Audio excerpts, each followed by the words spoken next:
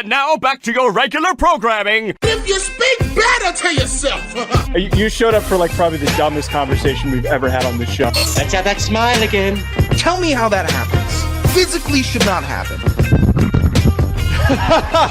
Relax. If you say it Give me as well. 3 times a day, God will line it up. He's just an absolute hack, and he gets his ass kicked by the teammates every week. It's just terrible.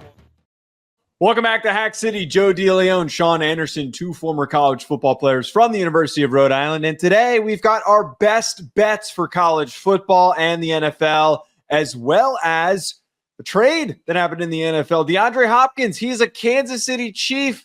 We're also going to get to probably one of the most obscure reasons to be out for a game. And of course, it's a kicker. All that coming up and more on today's episode. Before we get there, Sean, can you share with the listeners a quick word from our friends over at BetOnline? Joe, you met my friend Rami, correct? I did meet Rami. And you were aware that Rami is a big basketball fan. I am aware of that. Well, basketball is back, and at BetOnline, you can bet all types of basketball. And I'm going to make this disclaimer.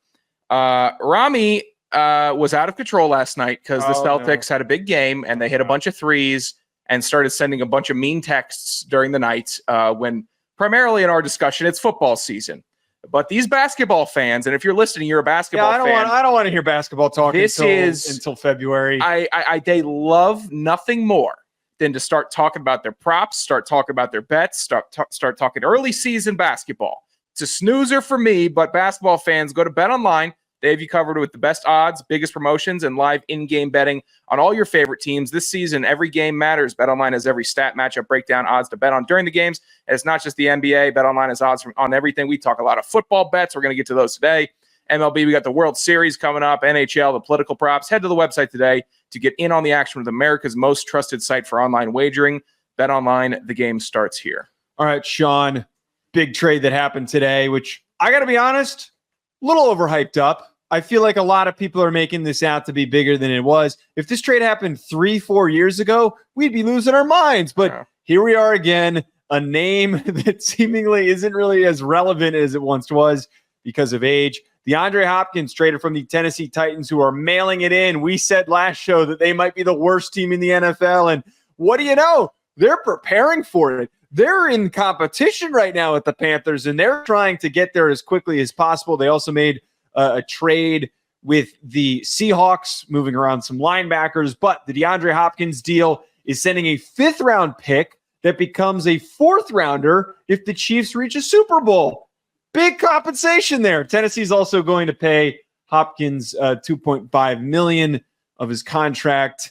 Look, 32-year-old DeAndre Hopkins, I don't know if this really does much. I know that right now that the Chiefs, they kind of were out of the market of the opportunity. They weren't going to be in the conversation for Devontae Adams because it was within the division. They missed out on Amari Cooper, who ends up with the Bills. This was the next best option. Do you bring in a veteran presence that is an adult in the room, that has been around and has played on some really good teams and been to the playoff, that is mature, knows how to play football at a high level, all those things? Are you getting that? Yes. Is he still an all-pro receiver? No, he's not. Could he have a good season this year? There's certainly potential for that, having a better quarterback throwing to him and not piss missile Will Levis, who's throwing the ball 100 miles an hour at him.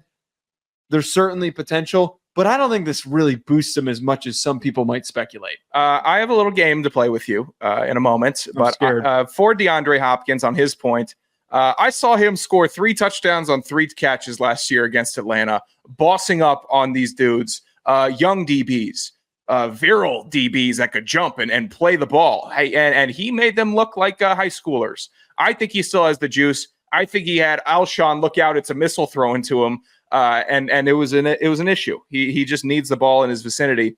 Levis can't provide that. Rudolph surprisingly can't provide that. But here's the game, Joe. Is DeAndre Hopkins a better receiving target than these players that got a target for the Chiefs in their last game? Sky Moore, 1 target. Yes. Yep. Jody Fortson. No, you're okay. Kareem Hunt, running back, not going to count him. Yeah. Justin Watson. Depends on the day. Oh, you're a sick puppy.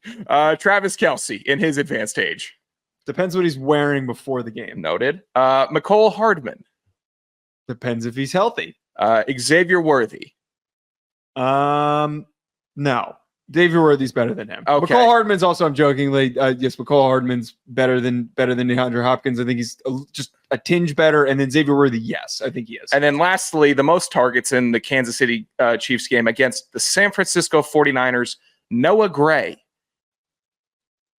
I mean, no. Okay, Hopkins is a better option than every single Chiefs player that got a target in their last game.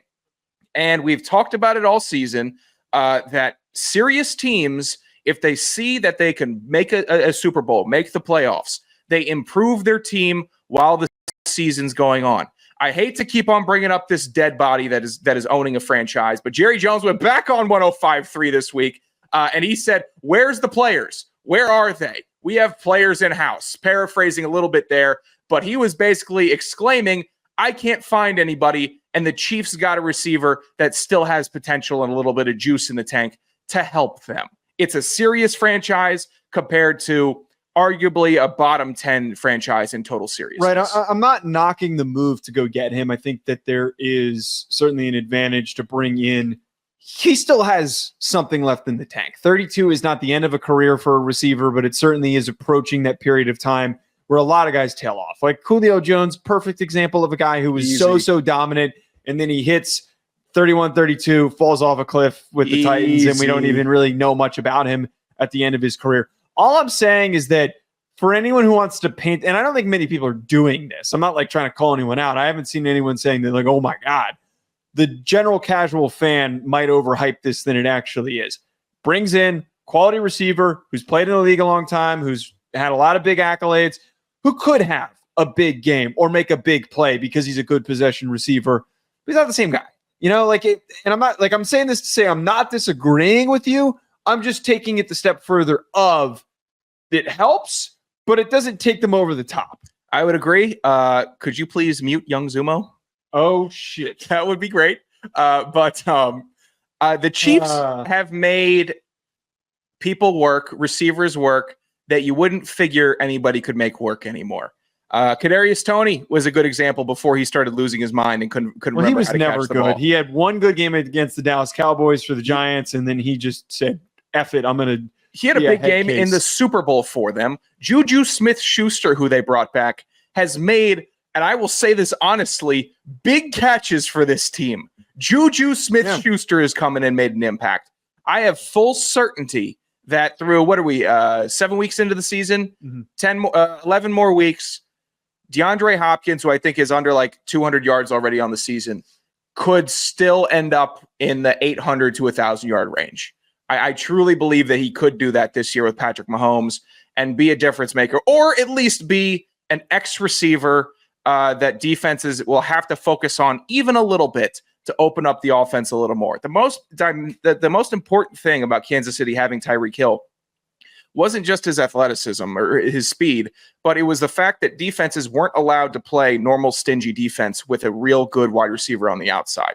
Take it a couple notches down for Hopkins. It still has to, you can't cheat on defense with that guy as much, because now you can have Worthy punch in the speed. You can have the three nothing tight ends go up the middle and make big third down catches. I think the offense improves greatly with Hopkins in this trade. It's a good trade, a really good one. In a more ridiculous headline in the NFL, this popped up at the end of the day on Wednesday when we're taping this.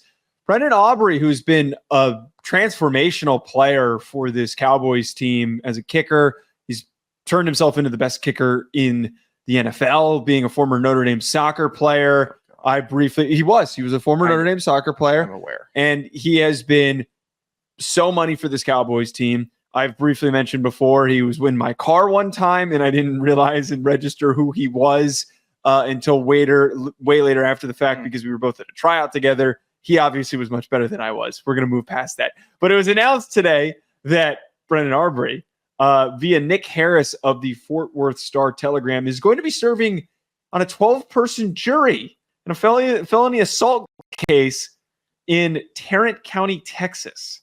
The Cowboys apparently tried to get Aubrey excused, but he insisted on doing it. I didn't know that part that you put in here. The case continues on Thursday and Friday. The presiding judge reportedly will work with Aubrey's football schedule. It's unclear how long the trial will be because of the case. I don't know that to the degree of what he's going to be missing, but this is completely ridiculous that he is missing time and availability because of jury duty.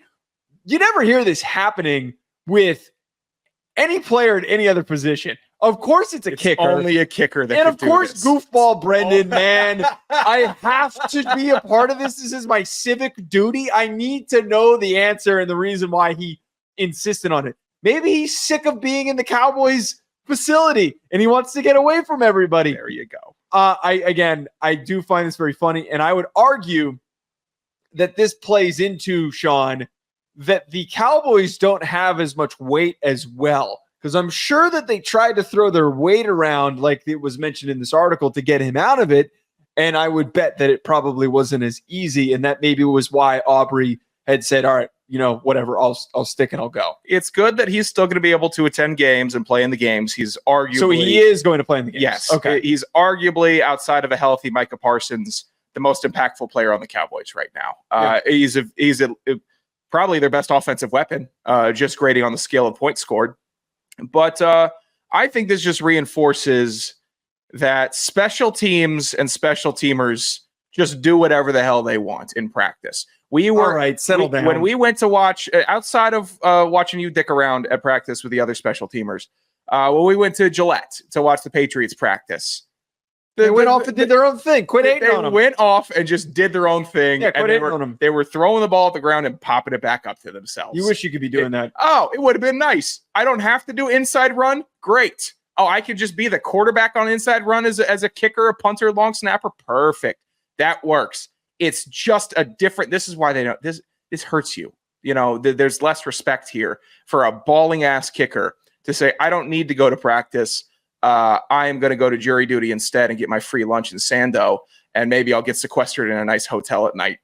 Additionally to what you were saying about not wanting to be at the Cowboys facility, I think it's a little bit ironic that also today it was released. However factual it was, some players had pushed back about what it's like being in the Cowboys practice facility and working with the tours that are constantly going through with all the glass rooms, and players feel uncomfortable because they like Ben DiNucci stated that, every time somebody walked by, they were expecting me to do something cool just because they could look into the room or look into the weight room.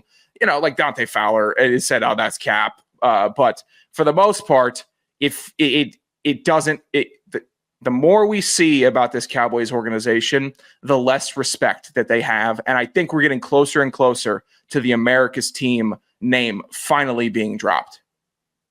Yeah, there's a lot going into what happened today with the Cowboys. And yeah, you mentioned that there was an article published talking about the weirdness of the tours.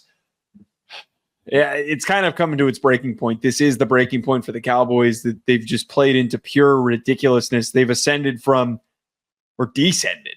being one of the premier teams in the NFL to now being nothing. And now they're just getting poked and prodded with ridiculous headline after ridiculous headline. Room for Aubrey, though. Hopefully he plays well, and the jury duty thing doesn't get in the way and it doesn't distract him too much. I'm not distracted, though, with our best bets here, Sean. Best bets. I did great last week. Sean, I think you did great. I'm being accused of making changes to things that I didn't make changes to. We'll get to that. We'll get to that. College, did you? Okay, I tried to do the math and update these things, and I admittedly was not paying close attention when I was doing it.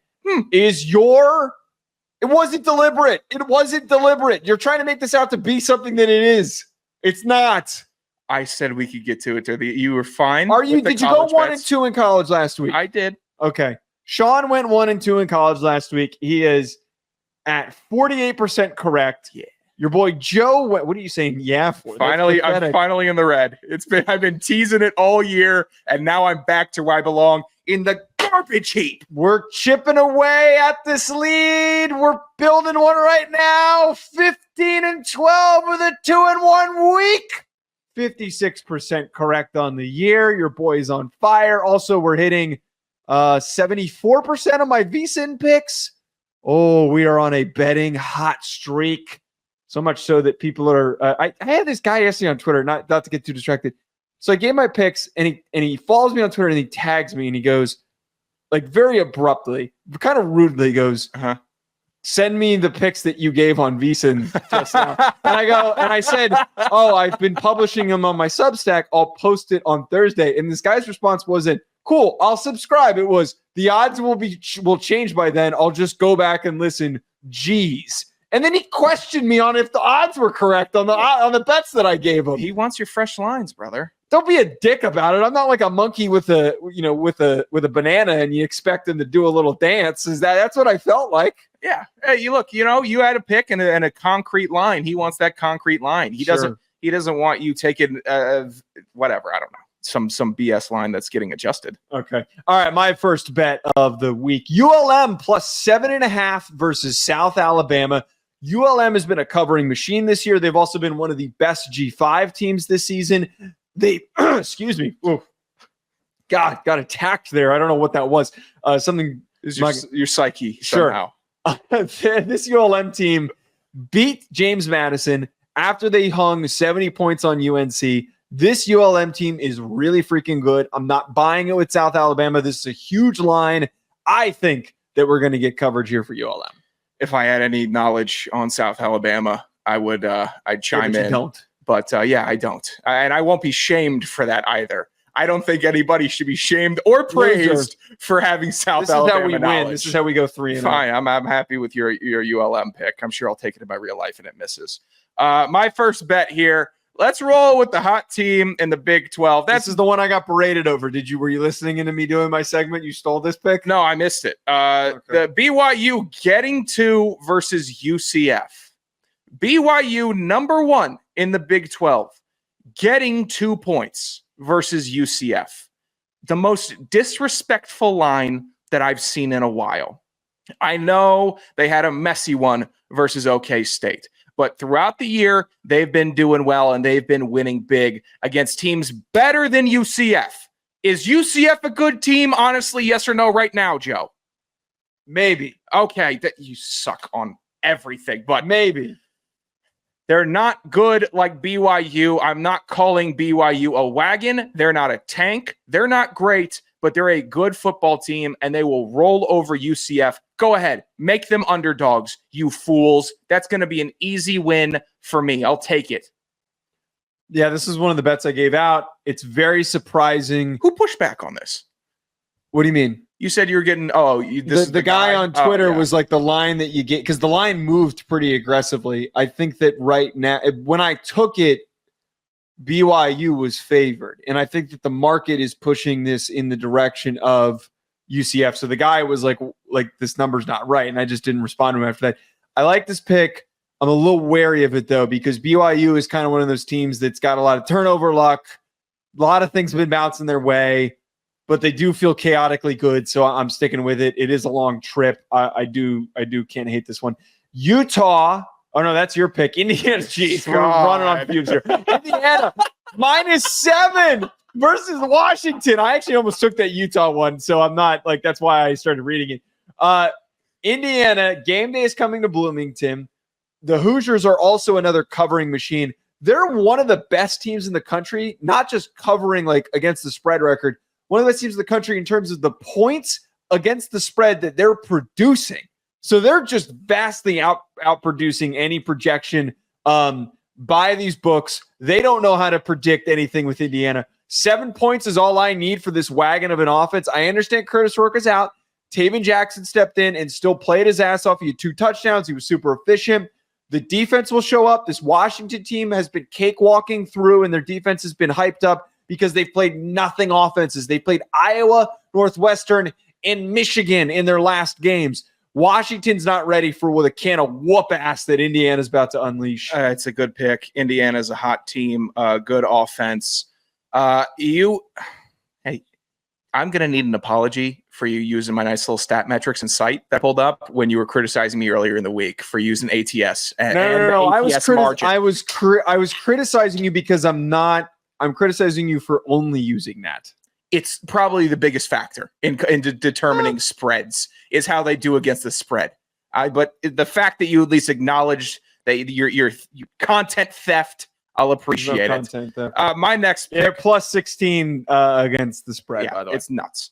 The Utah Utes given 3.5 versus Houston. I have been following Houston athletics for a while against my will. I'm always told the football team is good. The basketball team is good. I was told that Willie Fritz didn't make a lateral to sub-lateral move by going there. He did. Houston football is tragic, and it's the same thing with Houston basketball. Keep ranking them in the top 4. I know it's the football picks, but I'm sick of this school getting all this undeserved hype when they never pan out. Utah, I'm excited. I saw a brilliant tweet to see Cam Rising play with Cam Rising Jr. in 2048 for the Utah Utes one day. That'll be fun. They're still better than Houston, and they're better than Houston by 10 points. So if you're going to set me at 3.5 with this team, I'll take it. This could be a Money Parks 3-touchdown night, or at least they win by 7-0, and he has 1 touchdown, a 70-yard bomb. Regardless, Utah 3.5. That's my play. Donovan Smith is going to have a career resurgence, and he's going to throw 8 touchdowns against Utah. Let's go Houston. My last one, UVA minus 4.5. This UNC team is a dead body right now. Like, this is the trajectory of a lifetime that they are just falling apart. When you spot a dead body, you pick the dead body, you bet against the dead body. And I'm talking about Mac Brown, who's clearly in the final stages of his coaching career. Morbid. This team, I'm not saying his life, I'm saying his coaching career. This team does not have much juice. They're also the worst team in the country at covering. They're one of the worst teams against the spread in terms of points produced. They stink. UVA, scrappy. They played a good game against Clemson. I think that this UVA squad has got a little bit of juice. The chaotic king, Anthony Calandria, who's one of our favorite players on this show, one of my favorite players on this show. I think UVA covers that minus 4.5. Yeah, I'm fine with it. UNC doesn't have one win against the spread so far this year. UVA, they've been the Achilles heel for UNC in past years, where if UNC was rolling and hot, UVA would take them down or make it uber close. I worry about now that UVA is favored, UNC returns the favor with a garbage team. That is just a little too freaky for me. Seeing the history between the two teams, it makes enough sense, though. My final pick, Penn State giving 6.5 versus Wisconsin. I'm starting to believe not that Penn State is going to win a national championship, not even necessarily Penn State's going to win a playoff game, but that Penn State can beat up on the middle of the pack Big Ten teams, and that's Wisconsin. Wisconsin, all the hype, we're ready to take the next step and show everybody what Big Ten ball is about. You ain't. You haven't. So Penn State is going to roll them. I think Penn State's going to run the rock on them. I don't care about this being in Wisconsin. It doesn't matter to me. It's a non-factor. Penn State wins by a touchdown. Don't be surprised. This is a bet where when I was looking at the lines, I'm sitting here, what would I be pissed off if I saw? And that would be Penn State up 24-3 at half. That is a line that I could foresee, a score I could foresee. And I know that I would just regret not taking it. Similar to Navy 13.5 last week. I almost took it on the picks. I almost took it in real life, and I didn't because I was a fool. But I knew they would smoke Charlotte. So I'm taking Penn State 6.5 versus Wisconsin. I'm being proactive instead of retroactive. I hate this pick. It's at Wisconsin. They get up for games in the conference. This just feels like a total letdown opportunity for Penn State. This is purely a vibe conversation here. I mean, I get it. I thought about it. And then when I thought about it, I realized it wasn't a good pick. So that's your opinion. Yeah, we'll find out and see if that comes to fruition. All right, let's move on over to NFL. Sean, I'm killing it right now. 81% correct on my picks. 3-0 last week. Your boy keeps going perfect. Now, you're all mad at me and hot and bothered because I accidentally thought that the Bengals didn't cover against the Browns. You thought I was cooking the books. I've never adjusted the scores or the standings once, and you didn't update it, so I tried to be helpful. I made a mistake.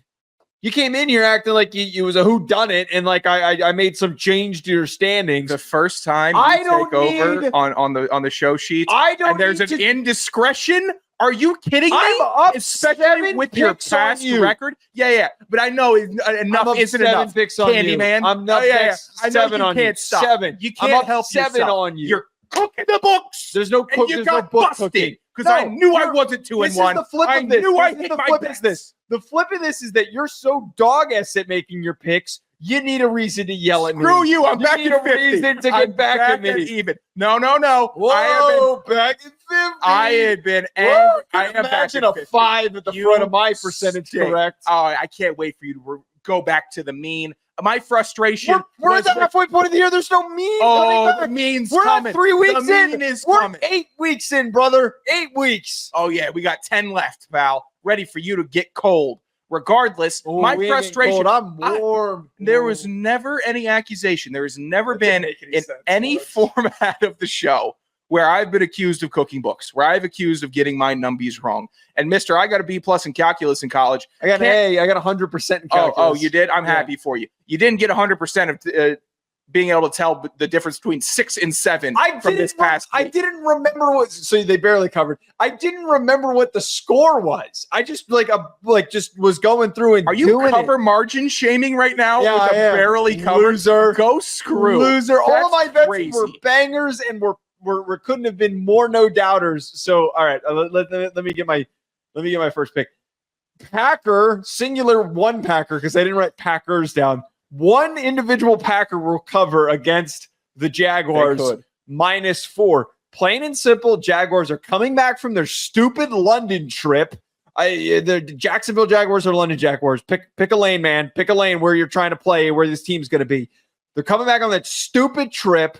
It's a ways back to get back. This Packers team is great at turning the ball over. They're the best in the NFL at turning the ball over. This Jaguars team is a little messy on offense. They're super inconsistent. I think the Packers get this one, and they cover pretty strongly. You don't think the Jags are going to have momentum after beating the Patriots? No. No, I wouldn't think so Yeah. either. Yeah, that's a fine pick. The Packers have an elite offense, and they're part of the NFC North, who can do no wrong this year. I am taking, with my first pick, the Buffalo Bills giving 3 versus the Seahawks. Look, everyone's going to see that Seahawks-Falcons score from last week and think the Seahawks are really good because they beat the Falcons when they had a winning record. But you forget that the Falcons had to have 3 miracle victories on their schedule to get that. The Bills are supreme. The Bills are an actual contender. The Bills have weapons on offense and defense. Seattle, happy for Kenneth Walker that he had 2 touchdowns last week. He does salty pick. He He a does- little bit of a salty pick. No. I'm just pointing out that this This Seahawks is team. like loading up Madden when your team loses and trying to put 100 on them again on rookie. You're like, I'm going to get them this week. This Seahawks My team team lost. I'm is gonna get 'em. they're not going to keep it within 3 points of the Bills. They just won't. The Bills win by at least 7, no matter how scrappy they are, no matter how hard they fight. They're not going to beat the Bills, and they're not going to keep it within that margin. It's an easy pick. I don't like this one because I don't think it's an easy pick. It's a pick. It is a pick. Thanks I for think that qualifier. it's a playable pick. What is the microphone? I'm a person. And for some reason, in the back of my mind, all I can think about is like you look up at who's Red going to Zone. go off? You're going to look up at Red Zone. You're going to be like, why are the Seahawks up by like 7 right now? Oh my God, they're going to win this. Why are they winning right now? Hey, I don't like that premonition. Why are you putting that into the It's a closer airspace? game than you're willing to give it to. Well, Yeah, because I want to win. I want to beat you in this. It Why might am I be- putting it in the it might be airspace? I want you 6. to go 0-3. It's not going to be a 3-point game. That's crazy Texans talk. -5 versus the Colts. Colts are, speaking of dead bodies that I said in the last segment, This is a dead body. This Colts team, not good, no bueno. This Texan squad had a little bit of a icky game last week. I think that they bounce back, and then we know in the division that there's plenty of opportunities to take your frustrations out on an interdivisional rival. I think Stroud and company are going to pick up some big points. I think cover that 5 against the Colts. Yeah, the Texans are legit. The Colts are tragic. Not going to open that can of worms as to why. But it's a fine pick. It's fine. Still, future MVP Anthony Richardson wins it next year. You can't even say that with a straight face anymore. I can say that with a straight face. Go ahead. Future NFL All-Pro Anthony Richardson. There's a smirk there. There's no smirk. No, you started having a little Hall grit. of Famer You're a Anthony sicko. Richardson. You're a You sicko. just don't appreciate projection. Everything's got to be in front of your face. Anthony Richardson's got the highest ceiling out of any quarterback in the NFL. You realize that? You're a crazy person. Yeah. I'm glad, by the way, you took this one, even though we had a fight about it. I deserve to take it. Yeah, I thought about it. Fine, go ahead. You're down big, and you deserve to take this. I hope the Raiders win. I need you. You're an awful person. This is one of those games where video, by the way. Oh, it just came in it came in small. I think I was in an elevator when you sent it. Okay, it's fine. It's a good clip. I just need it again. Okay. Chiefs giving 10 versus the Raiders. You and me met in the middle during the previous discussion of what this spread would be. It was either going to be 4, like you said, and I pitched 17.5. Chiefs by 10 is so disrespectful for the last remaining undefeated team versus the Las Vegas Raiders. It's not a home game. Anybody that's trying to make points about that doesn't understand what's going on in Vegas. It's a destination for other teams' fans to invade their stadium. There's no home field advantage, especially when the Raiders are as bad as they are. They don't have Devontae Adams. They don't have Aiden O'Connell. You know who they have that they're bringing in that we noted? Desmond Ridder. And he got emotional in a press conference. It's fine. He's always been semi-likable to me when he's actually in front of the media. So I'm not going to give him a hard time about that. All right, he's getting another chance. But his next chance is coming against the Chiefs. Wait, is he starting? I don't know if he's starting. I don't think he's starting. Regardless, if he comes in, the Chiefs win by 40. If he doesn't come in, the Chiefs win by 20 against Gardner Minshew and that awful trash can offense. I don't know why, but this just feels like this is going to be like, what? The Raiders won? I don't know why. They've done it before. They did it last year where Jack Jones was having a one-handed pick six. He was just being a pest versus this team. And I think even Kelsey noted that this is a rivalry and the Raiders get up for it. I don't care. They're so bad that it doesn't matter. Steelers minus 6.5 versus the Giants is my last one. This is Monday Night Football. What did I say the last time that this came to fruition? The Giants are horrible in primetime games. And I know that's not real analysis because there's no real correlation. It's just a noticeable trend. If we're talking real football, I think that the Steelers are going to hit their stride. That pass rush is going to cook on what is a just weakened, messy, ugly Giants offensive line. Daniel Jones is going to be on his back all game again. They're not going to move the ball. I think that this could be a coming out party for Russell Wilson. Give me that 6.5. Oh, I think he already came out against the Jets with the 37 points. If the Steelers had won by like 7 against the Jets, I still wouldn't have loved this. But seeing that they actually put up 37 points, that's enough to tell me that they're going to roll the Giants. I mean, good God, your team stinks. That's a vendetta pick. It is what it is. Yeah. My final pick, Vikings giving 3 versus the Rams. Cooper Kupp's coming back, man. He's coming back, and he's not getting traded. I don't care. The Vikings are better than the Rams top to bottom. The Vikings are still way less injured than the Rams top to bottom. Sam Darnold is performing better than Matt Stafford throughout the year. They're running the ball better. They still have Justin Jefferson. The Rams are a Sean McVay coach team is always dangerous. But right now, the Vikings are still rolling. They should have they had a very good chance to beat the Lions last week, who are arguably the best team in the NFL, if not just in the NFC. So I really like this Vikings team so far. They have given me no reason to doubt them so far throughout the season. Giving 3 versus the Rams, I love it. I think Darney could go for 3 tuds, especially if you want to throw a little prop action at BetOnline. All right, let's move on to Hell Yeah of the Week, where we pitch something that we found this week that we thought was cool. Here is the Hell Yeah of the Week. This is the Hack City Hell Yeah of the Week. Cue the lasers. All right, my God, the loop! Every time! It's every other week. It's the loop comes on back. So I'm not going to pull up my bookmarks in front of Sean because there's that fear of there being, there's actually nothing bad in here now that I look at it. My Hell Yeah of the Week, Coach Beans, who follows me on Twitter, posted this video of this guy. There's just a bunch of dudes who are arm linked at the bottom of a hill. There's a guy at the top of the hill who's throwing the tire down at the group of arm link guys. They're just getting hit with the tire. The tire's coming full speed. These dudes are loving it. Another guy that I follow, Grateful Keg, quote tweeted, and he follows me too. He said, "We're doing this the night before my wedding. If you're in it, bring a cup." I think this is great. I like this idea, just the general idea of more physical punishment, either as a part of a bachelor party or the night before a wedding. I kind of want to try doing that. That looks fun. Or I don't want to get hit with the tire. I want to throw the tire at my friends, though. Yeah, they look like in that video some of the cheaper, more rubbery tires instead of the like a go-kart tire. The very the very dense ones. Throwing a tire down a hill, I'll watch a full video of that every time. There's it's always going to get me. I don't care if there's a person in it or not. I'd prefer a person not be in it, actually, because I feel the dizziness through the screen. And they just keep on going. I think people have cracked their spines doing it. I'm worried about a sternum being cracked down this tire hill. But I enjoy that there's a commitment to sitting at the bottom of a hill and watching that tire roll at you and being happy that it's not coming for you, or just taking it like a man. It's a good bit. Tires down the hill rule. That's a good hell yeah, Joe. What do you got? My hell yeah of the week. How deeply have you been tracking Gladiator 2? Have you seen the original Gladiator? No. Okay, it's a very good movie.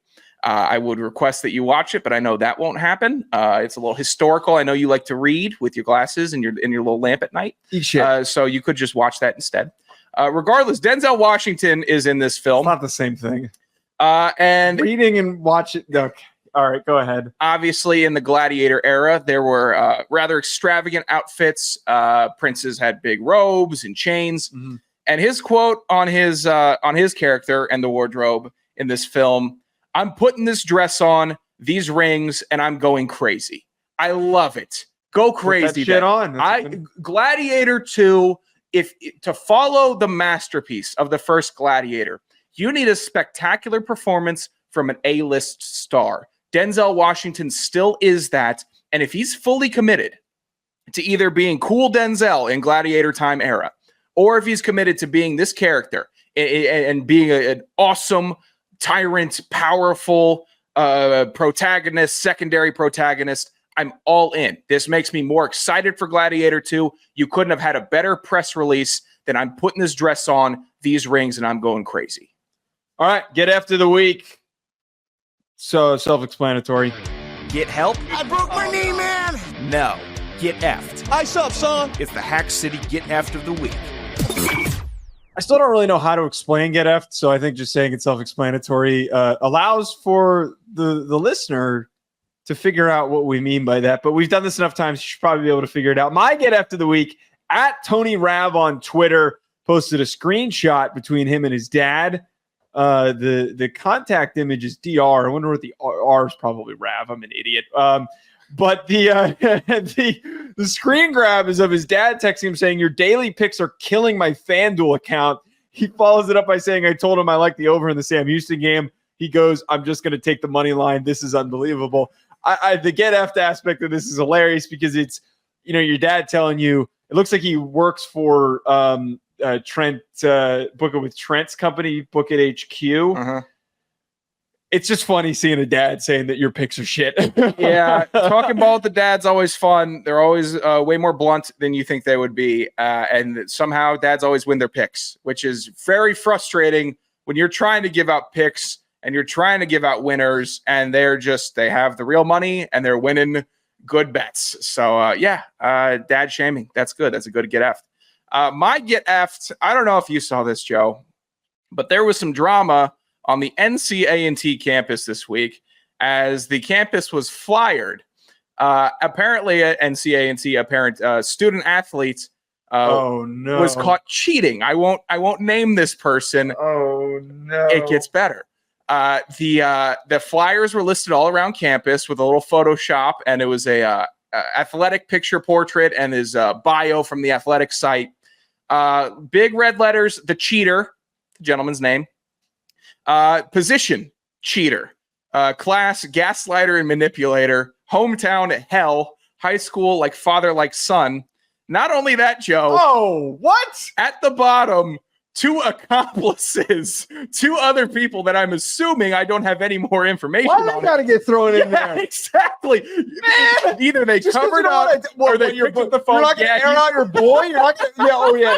I'm gonna call I'm close friends with this guy. I'm gonna call your girlfriend. You're a piece of shit. And I know that there's dudes out there that do that. if you ever air out your boy like that, it's college, first of all. Okay, you're not going to most likely not going to marry the person you're dating in college. So who gives a shit? Second of all, you're not going to go out there and air out these guys. What? They had nothing to do with this. I would love to know the full story. We need to do some journalisming up in here. These two guys probably picked up the phone and said, yeah, he's with me. We're going to practice. We're coming back from practice. And she must have Sue for defamation. Sue. Sue. It's not only the cheater. I wish I was a lawyer. I do a pro bono case. It's not only the cheater that's getting aired out on water fountains and mirrors and bulletin boards through the campus, but his two buddies that apparently helped him out. Really a great get-aft just to see that they went the extra mile to include the accomplices.